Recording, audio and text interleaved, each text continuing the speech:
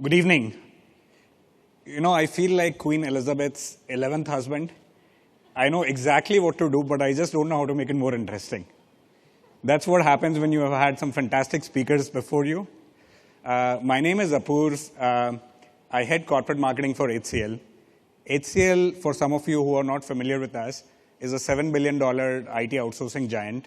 We operate in 32 countries, about 120,000 employees, and we serve many of you who are sitting in this room. In my role, I often get a lot of attention, a lot of people who are trying to sell me stuff. And I think you've heard a lot of marketers' perspectives from how are they implementing social selling. This is a session on a buyer's perspective on how does social selling or lack of social selling impact him. Now, most of this attention is unwanted. 95% is unwanted. There are people who are trying to call in, trying to set up a meeting, often using connections who are known to me. And I'm just going to tell you, I have a best friend, and this friend lives in my mind. And I call this friend the rejection monster. So the rejection monster is this very, very cute sixth sense, if I would call it, who often helps me get through the day by uncluttering my calendar, saving me from pesky emails, from sellers who have not done their jobs. And I'll tell you how does the rejection monster work? What does the rejection monster feed on? And finally, what is the kryptonite you can use against the rejection monster? The rejection monster basically becomes bigger and bigger when it feeds on irrelevant, right? And more sellers feed it, and finally it explodes in fury. And there are days when it happens, and I'm like, seriously? You're the seventh person I'm meeting this week who's coming in to see me and who's asking me, what keeps you awake at night? What projects are you working on? How can we be a strategic partner to you? We are different. We are an agency, but we are really not an agency. And I'm like, what did you mean by that? Does this sound familiar? Are some of us guilty of doing that? I know some of my sales guys do that. Now, the rejection monster is always hungry. Recently, I was driving and I was in London and I get a call in. And for some reason, the number was masked. I think it was an IP phone from an inside sales exec or something. And usually, I don't pick up calls where I don't have the number on my phone. And I ended up picking up the phone call. Now, the seller immediately, it was a lady, I think, with a heavy Chinese accent, and she immediately launched. And she was calling from an event management agency. And I'm not going to take the name because it's a very large agency. And she immediately launched into a sales spiel, even without checking, is this a good time? Am I the right person? And, I could feel for her because I could sense that she's been given a list and she's just going through a list. And she's trying to, read out from a script. And I was trying to throw her off her game because the list will have a certain number of questions, objections, and objection handling answers. And it really didn't work. And the rejection monster ate her up. Ate her so fast before she could realize, right? Now, the second bugbear, which the rejection monster loves eating, is irrelevant content. We all get a lot of emails. A quick show of hands. How many of you get emails which are like numbering more than 300 a day? Right? Almost 60-70% of the room. The way the rejection monster operates on emails is, it checks, is this a known person? It checks the subject line and quickly slays the emails. It gobbles up the emails like nobody's business. So I recently got an email, and the email started off on a very promising note. It basically said, Apoorv, it was customized, they were using mail merge software. Would you like to know what would marketing lead to in 10 years from now? Good, powerful subject line. The mistake they did is, 10 years is too long for anybody now. For us, 6 months is midterm, maximum 1 year is long term. That's the nature of business now. Business has become very agile. Great mail, provocative subject line, but timing was wrong. The duration was too long for anybody.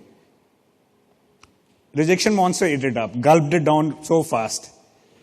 Now, the third thing is annoying content. A lot of us are guilty, even as sales reps, of sending content which is very generic, of sharing brochures or posting on Facebook or LinkedIn stuff which is very, very generic. And this often happens because we curate content and we don't write content. Now, how many of us find writing difficult? Quick show of hands.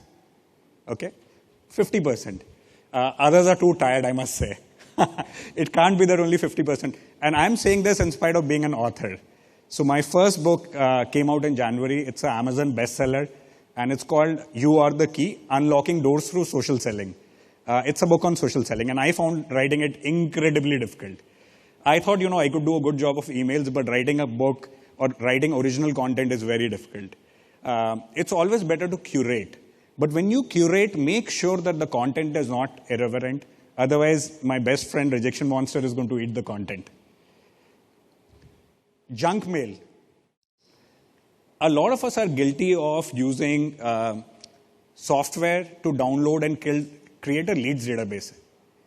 Either we procure leads, which marketing sends to us, or we pick up email IDs from events or affiliate marketing channels. Recently, somebody contacted me, and they said, Apurv, you work with HCL, and your laptop business is growing very fast, and we wanted to come and meet you to cut your supply chain cost by 30%. I said, seriously? That's a separate HCL. I don't work in supply chain. Completely irrelevant. Rejection Monster burped, quickly ate it up. Ill-timed. There are days which are really bad. Mondays are terrible days for any C-suite exec. We get in, and we don't even realize it's 7 o'clock in the evening.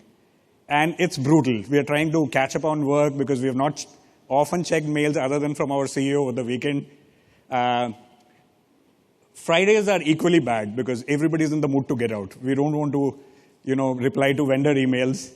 So sense of timing. And if you reach out at the wrong timing, Rejection Monster is not going to give you a chance. Now, how do you beat this Rejection Monster? And I'm going to share a secret. I'm going to give you a kryptonite using which you can put it under the Rejection Monster's neck, and the Rejection Monster will go down.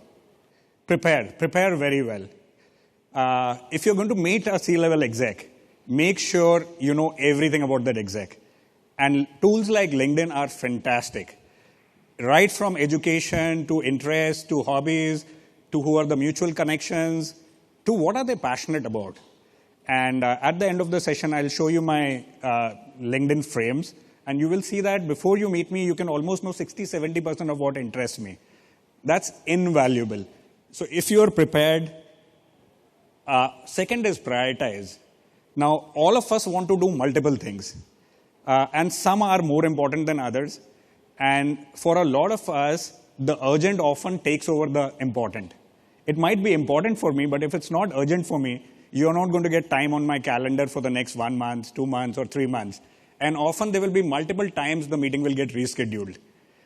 We don't do it willingly, but we have to do it because there is something which is urgent and it wins over the important. So if you prioritize, it's going to give a good bash to the Rejection Monster, breaking it down. Third is knowledge. When you come in with a generic presentation, a generic approach, which is not tailored to my industry, and more specifically to me, it doesn't work. We've had agencies come in trying to sell us programmatic advertising, and they have come in through a large network. And we have taken the meeting because they've come in through an advertising agency's CEO, which serves us. But we are a B2B company. We don't spend a lot of money on digital buying, other than with our friends at LinkedIn. And we are like, you're trying to sell us programmatic. We don't spend like $10 and $20 million on programmatic. So how is this relevant to us? And the seller has had no answer to that. So be very, very relevant. Third is differentiate. In any large, so HCL at $7 billion would possibly be a Fortune 300 company if we were listed in US. When you're coming to meet me, or you're coming to meet any of my colleagues who are chief marketing officers, in all possibility, we already have a very strong vendor ecosystem. Our work is getting done. So you're not trying to sell me anything which doesn't exist. If it already exists, in the first 3-4 minutes, If you can't make it very clear why are you differentiated and how are you differentiated, it won't hold stead. And it won't help you beat the rejection monster. Fifth, call out the value very clearly. Help us win against our competitors. All of us are in very, very competitive market spaces. In the industry I operate, we compete with companies which are $33 billion. There is a three-letter worded company which is $50 billion. So the way you should look at value is there are two value zones. The first value zone is the value you create between yourself as a seller and me, the customer.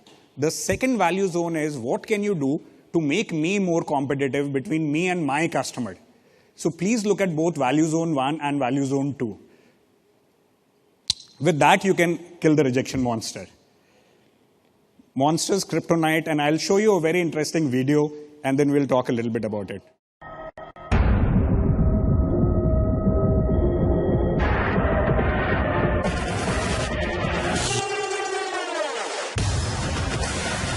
My name is Mohammad Shahid Nazir Ahmed. I sell fish.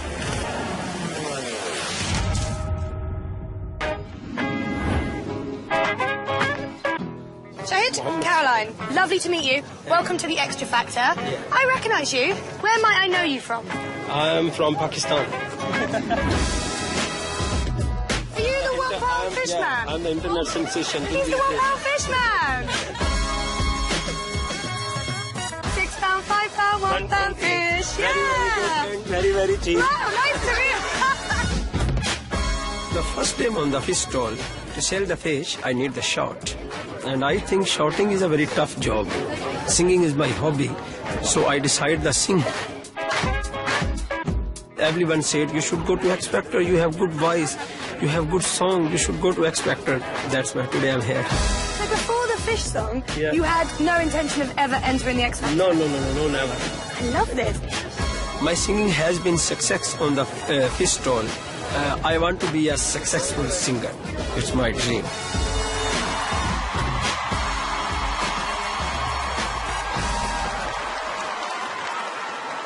Hello, sir. What's your name? Mohammad Shahid. And where are you from? I'm living in East Ham. In East Ham. What's your job? I'm fish salesman. You sell fish? You like fish?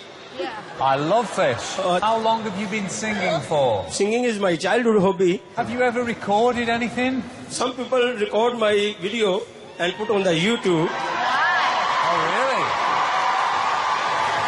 So you have a video on YouTube? Yeah, within two months, 2 million views on the YouTube. No way. He's the one-pound fish man. What's the song called? £1 fish song. People love it. Do you know it? £1 fish Yes. song. Do you know it? Okay. I think you should sing. Come on, ladies, come on, ladies. £1 fish. Come on, ladies, come on, ladies. £1 fish. £1 fish. Have a look. £1 fish. Have a look. £1 fish. Very, very good. £1 fish. Very, very cheap. £1 fish. 6, 4, 5 pound, £1 each. 6, 4, 5 pound, £1 each. Very, very good and very, very cheap. £1 fish today, £1 fish. Come on, Gary, come on. £1 fish. Come on, Rita, come on. £1 fish. Come on, Louis, come on. £1 fish. Come on, Lisa, come on. £1 fish. Fish today, £1 fish today, £1 fish today, £1 fish today, £1. Come on, ladies, today fish £1 each. £1 each, £1 each.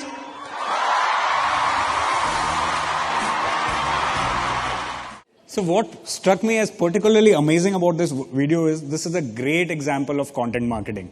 And let me explain why. There can be no market which is more competitive than a fish market. Everybody buys fish from the same fish trawler, which is carried the produce in the morning. He's buying it from the same fish trawler. Today, Muhammad Salim's fish sells at 40% premium. Wouldn't all of us like to sell deals which are 40% more expensive? Right? Hugely differentiated. He's a celebrity seller. The most interesting part about about this video which I found is a very authentic voice. If you are on social media and you don't have a very authentic voice, it's not going to work. You're not competing with other sellers. When you're targeting a C-level exec, you're not competing with your peers from other companies. You're pretty much competing with everybody's boring, mundane lives. Is your mail the most interesting thing which will delight them? Is your in-mail the most exciting thing they've seen in the day? So how do you make content which is viral worthy? And that comes from authenticity. So best of luck with defeating the monster. Bell the rejection monster. Couple of frames from LinkedIn. So that's my LinkedIn page. Like if you actually go there, you can see a lot about me. You can see that I'm also an author. I've published on Huffington Post, New York Times, Washington Street Post. A lot of case studies published on my work. What I would strongly recommend is write down 3 things you've learned from all the sessions today and go out and practice social selling on LinkedIn. My experience with training and conferences is when you go back, 90% goes out of the brain 3 days from the conference. Happy social selling, and thank you. I just have to say thank you for that great presentation. Thank you, Melissa. I am feeling very proud of my team that I think we beat the rejection monster, knowing how hard that is. And you shared with us that we can learn about 60% about you from your LinkedIn profile. How about you share with us one thing about you that's not on your LinkedIn profile? Okay. So what is not on my LinkedIn profile is last November, I became an advisor to Government of India. And I'm working with the Prime Minister's office in India to transform the citizen services experience in India. And I'm advising them on digital transformation. And the reason why it's not on LinkedIn is for the simple reason. I'm doing this more out of my passion for changing the lives of Indians, fellow citizens in India.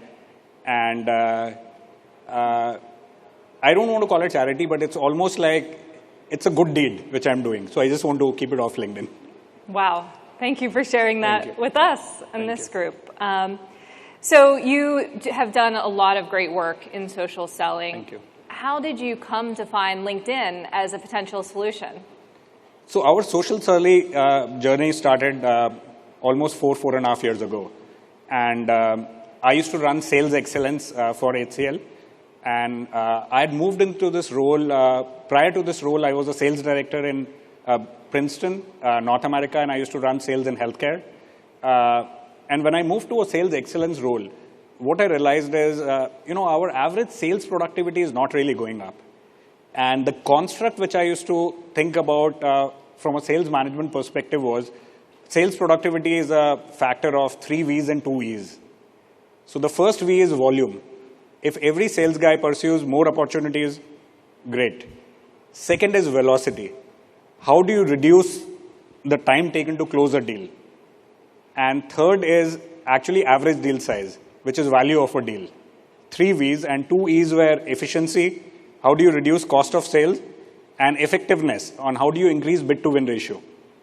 And my sales management model was very simple. If we optimize 3 V's and 2 E's, we'll become a killer sales force. And HCL is always known in the market as being an outstanding sales and marketing company. So we started looking at what is really changing in the world. What is happening to the customers? Because everything starts with the customer. And we realized that traditionally you always thought, Facebook is for personal, and LinkedIn is for professional, and Twitter is where you want to meet people whom you would never meet otherwise, right?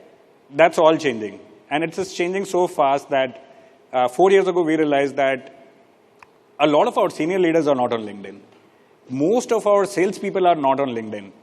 And the problem was most successful sellers thought they didn't need LinkedIn.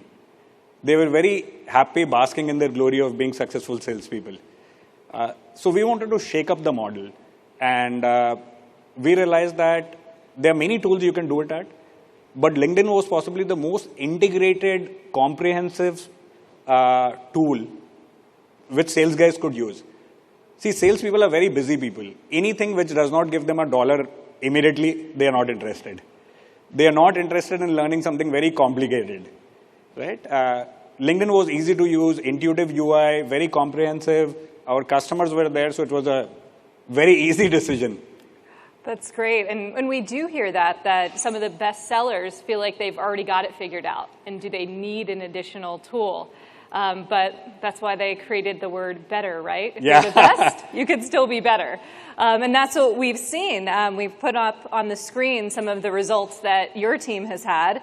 But it probably wasn't exactly easy when you got started. Exactly. So we are a company which is obsessed on what we call the granularity of growth. We are obsessed with numbers. We are very, very data-driven. And anything which gives you results which are more poetic and not backed by hard numbers. And we have a central team which audits 100% of marketing numbers. So we can't fly under the radar by saying, you know, this salesperson sent us a nice mail saying we impacted this deal. So everything is measured using Salesforce.com. And we use Eloqua for marketing automation. So for us, it was very, very important to show numbers to get more salespeople excited. Right. So what we actually did is, when we started our journey of social selling, we picked out two kinds of sellers. People who were fantastic and who were looked up to, and people who were not doing really well. And we wanted to show that it can make a meaningful difference to both kinds of sellers. Okay. So people who were super sellers, they would become stupendous sellers. And people who were not doing so well, in most organizations, at least 30% people don't meet their quota. And when I talk about meeting their quota, even if your quota is $100 and you do 99, you're not meeting your quota. You can't just miss it and say that I missed it by 2%. So we picked out both sets of people. And using LinkedIn, we showed a significant difference in the number of connections they had and the number of accounts they had penetrated in. We provided them with very high quality content. And people started taking a sense of pride. They started becoming brands in their industry, right? And they started getting a lot of heat from inbound traffic. In fact, I think we were very late to use InMail because our sellers started getting a lot of inbound traffic. And they were like, wow, this director of IT whom I was trying to reach out to, who really didn't respond to my mails, is now writing into me and saying, can we meet up? So that worked really well for us. And that's how our journey started. I think there's nothing to get salespeople bought in than saying you're going to get more inbound leads. If I could just sit at my computer and watch the leads come in. If we were all that lucky. But what advice do you have? You know, a lot of people out in the audience today are just starting on their social selling journey. What advice do you have for them on how to make it the most impactful it can be? So I'll give you a very practical advice. Download all the LinkedIn apps. There are 4 or 5 apps which LinkedIn has. It doesn't matter if you don't download the Jobs app, but download everything else. I know I used to be in sales in North America, and at times I would only get to my laptop once in 2 days or 3 days. I was always on the road and going with my account managers and sales reps for meetings. And before meetings, we were doing a brief. After meetings, we were doing a debrief. In the evenings, we were taking a client out for dinner. So if you think you're going to open your laptop and then, write a very nice mail, and all our scripts for all sales guys are written on Notepad. So iPhone or even Samsung will have a Notepad. We've put all customized scripts there, which they can use and paste. We've got people to drive LinkedIn downloads. So everybody has these 4 apps of LinkedIn. Mobile is the only way to go. And that's the fastest way to get on the social selling journey. There are many other tips, but start with that.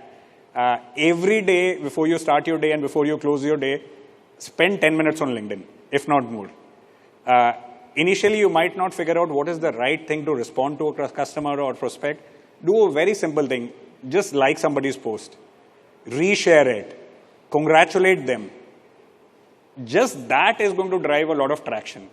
And I want to wish all of you the best. And I wanted to wish you a great year ahead. Oh, thank you, Apoorv, so much. We really appreciate it. You sharing your experience and how we can fight the rejection monster. But also congratulations to you on the great work that your team has been doing as early adopter of social selling and being able to see the results. Thank you. Vanessa. Thank you. Thank you. Thank you.